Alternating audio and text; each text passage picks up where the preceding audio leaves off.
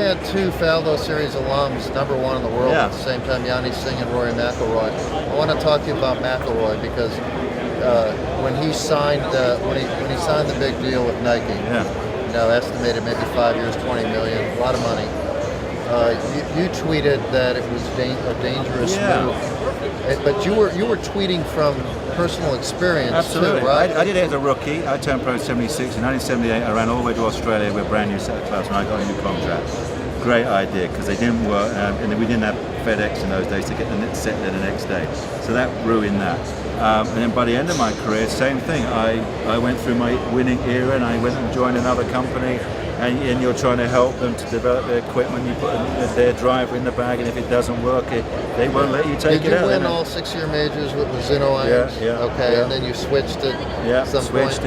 Switched it, and then tried a couple of different brands, and never won again. So I can speak. Is that a regret? Yeah, in hindsight, of course it is. Yeah, in hindsight, you think at the time you can help, and that's why I can at least say I started when I heard what Rory was up to. I can at least tweet with that kind of degree of experience to say this is dangerous. He's gone from rookie to world #1 in 5 years with the same equipment, the same feel, and everything. And let me just explain, because a lot of people go, "Oh, of course the manufacturers can make the same. They can copy. You can copy the factual bits: length, loft, shaft. This one, shaft to a certain extent, because every shaft, look, all that's pretty close.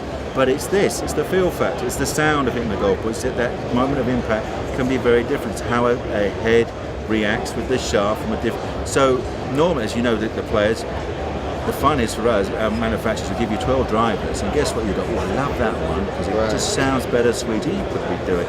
Oh, this one's all right. That's my #2. That's my backup. The other one's not really. That one sounds clunky and that sort of thing. So you imagine if you've got two different brands. They are going to be different. That's a fact. Now, whether I say, well, did he really need to? So he can adapt. He's that darn good. Yes, but does he need to be adapting at this stage in his career? If you were his manager, what would you have? What advice would you have given him? I would have thought with that contract on the table. Well, sure, it's massive contract, but again.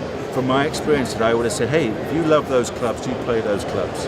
Let's see if I can go off and find you here that hotel group, or you go and get a car sponsor or a credit card. A non-endemic deal. I would have done that and said, I'm sure he could have racked up some serious numbers on that. I said, play with what you like, and do you know what? And you can test whatever you like. And then maybe you say to go back out and say, do you know what, I love this driver. I guarantee you could go back to that company because that is huge. The driver market, as you know, is huge. You could go to that manufacturer and say, I fancy playing your driver just for the season. And I guarantee there'd be a deal with that. So bottom line is, as he showed, the other thing he did, which again was a bit of naivety, he sat there and announced that this bag of clubs is what I'm going to use next week, and they're all fantastic. And after one round, the putter came out straight away. So again, it's that little bit of feel, which is confidence. What do you think his biggest obstacles? The driver, the golf ball, the putter? As far as the feel you're talking about, what is his biggest obstacle that he faces? Well, those two are huge. I mean, how it feels and the confidence you had on the drive. You've got to stand up and trust that when you make a swing, that golf ball's going to go how you intend. And the same thing with a putter.